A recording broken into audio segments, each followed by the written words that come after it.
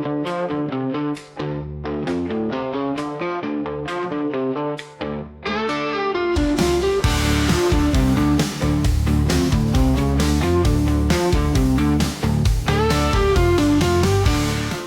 from February 1969 capture B-52s, a BatCat EC-121R, and the arrival of bombs for use by the Stratofortresses at U-Tapao Air Base, Thailand.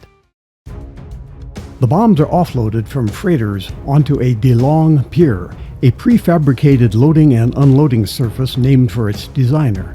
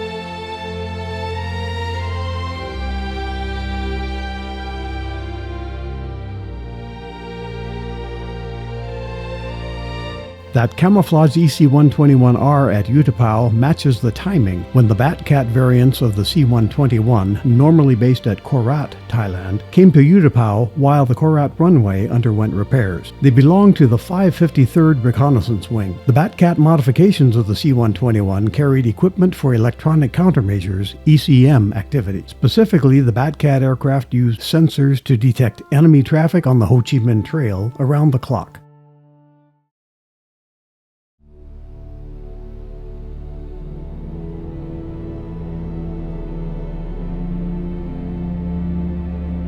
The air base at U-Tapao was built by the United States between October 1965 and June 1966. B-52 Stratofortresses used U-Tapao's approximately 11,000-foot runway between 1967 and 1972. This brought the bombers closer to their targets in nearby Vietnam than the B-52s had been when flying from Okinawa on early missions. The base also hosted U.S. Air Force KC-135 tankers during the war.